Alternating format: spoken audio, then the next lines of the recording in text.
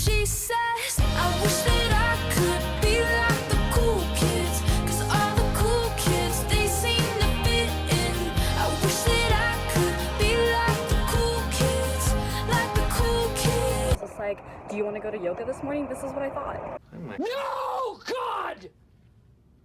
No, God, please, no! No! No! No!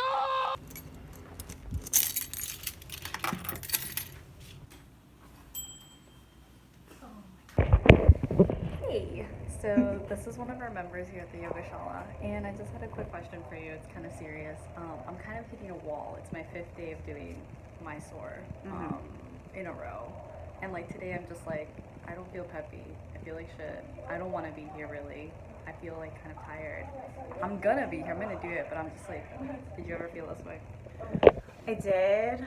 I sometimes still do. It's hard to get up in the mornings sometimes, especially because I do the 6 a.m. But what I have found, I dropped something. The easiest thing is to look forward 2 hours into the future and think, I'll never regret having come, but I'll regret not showing up.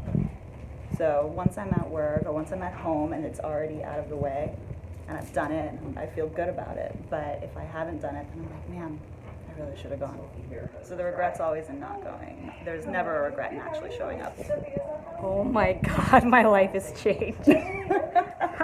So good. Oh my God, you're absolutely right. Oh my God, I'm so happy I talked to you right now because I was literally. No, that's really helped me. Like today, I've just been like, screw this. Thank you. I'll see you on the map. I will see you on the next. Here's C, someone who just started Mysore today, and Krista giving her the rundown. And here is my practice. That felt so amazing today, so I am really grateful that I actually got on my mat today. You can tell how rough my morning was by my pants being inside out, so yeah. What was nice about this practice though was that Krista and her apprentice Isis both adjusted me today, and it felt great. General chanting helps you to really kind of set your intention and your focus, because what I want you to do right here, you have a whole day ahead of you. This is your time, and this is probably the only really time that you get, and it's a really opportunity for you to kind of like just be with yourself, be present. And truly chanting does kind of help differentiate the morning that you've experienced before here and what's to come after, and it kind of just sets your mind in the right mental space. And it's beautiful too. So if you don't want to learn it, that's cool. There are people that don't. But if you eventually do want to learn it, then we do it every morning. And then when students come in, we can do call and response until you learn it. And then when you learn it, you don't need me anymore. And that's really with everything in this practice. I'm going to hold your hand until you don't need me to hold your hand anymore. You become independent of me. And then my job goes more from talking at you to touching you and adjusting you and taking you deeper. So it becomes more like a little massage. And you feel the postures further and things like that. So it's really cool. If you really give it a full month, I think you will. Like I said, I'm going to do the opening chant in just a minute, and then we'll get started, okay? Awesome. Hey, day 5. Today was really hard for me to get on my mat today. But she did great. It was, She worked hard. yeah. She's learning. She's remembering. You are. Yeah, I had like a bit of emotional release in my rest pose today. Good. I was like, I'm so stressed out. Wish we could turn back time. It really sucked. Why did it suck? I just like feel super like Emotional. Vulnerable. yeah, vulnerable, and just kind of like. And today was a good day.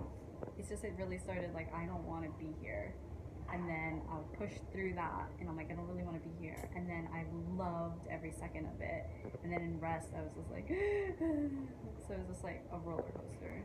And this is the part where Theo is real, and the Mysore style will really bring you to like the core of who you are and what's going on with yourself. Whereas when you come to other leg classes where there's a lot of music and there's just a lot of fun and different movements and it's always dynamic and it's always fresh and different, you can be really distracted by the experience. Whereas when you're working to learn the sequence of postures, you're working to learn your breath, you're working to be in the moment with your body, you are going to experience things. You are going to have things come up, because that's the whole point of this practice. This practice is here to help us be better, but in order to get better, you have to go through. And the only way out is through, and the only way out through is moving and breathing and sweating. And we hold emotions in the body, and so as we breathe and we sweat, those emotions rise to the surface and they bubble up. And that's when a lot of people, when they're like, I'm uncomfortable, I don't want to be here. Today, me. You don't want to face it.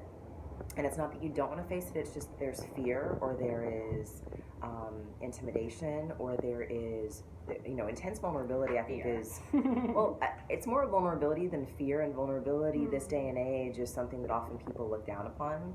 It's a sign of weakness. And it's unfortunate because when you're in a safe space and when you're in a place where you're really working to get better and like purge things from your system that you don't need anymore, vulnerability has to happen for change. So vulnerability is the catalyst for change.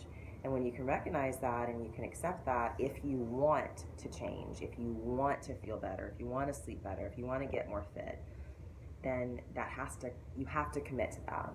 And what I do like to tell people is really try to commit for 1 month to doing this practice, even when you feel vulnerable, even when you feel like shit, even when you don't want to come, even when you're sad, even when you're sore, because the only way out is through.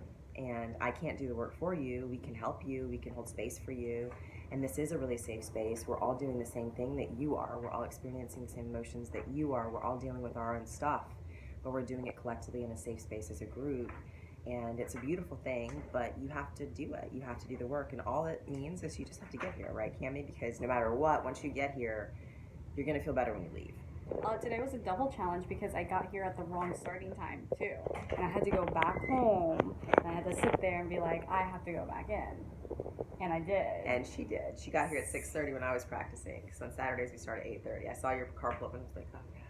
So that was a double challenge for me, and I still made it. And another quick tip, I will tell you guys this. And again, this is hard. We do hard things in yoga. We do hard things in Mysore room. Do you want change? The answer is yes. Come. Then the other thing, give yourself 1 month and you'll never look back.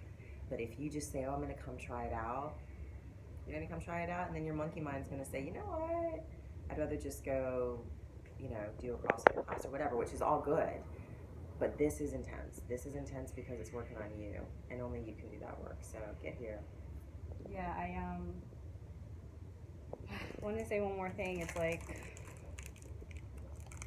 getting here and doing it. I don't think I would have gotten as many gains and as much release in my body, like my twists and my folds and my like glutes and all that stuff, if I wasn't coming every single day. It'd be a lot slower, and so I would see the results a lot slower, and then I would get discouraged a lot more. So even though it's really hard, just come in every single day so you can see the progress, and then you can keep reinforcing and motivating yourself to come.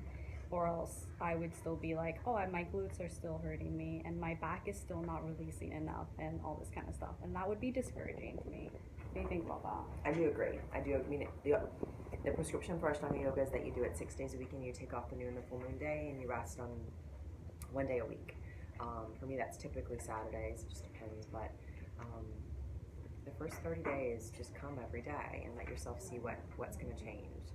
And after 30 days, you can decide, is this worth the effort? The answer will probably be yes, but you can't know unless you do it, like Cami said, every day. Thanks, guys. See you later.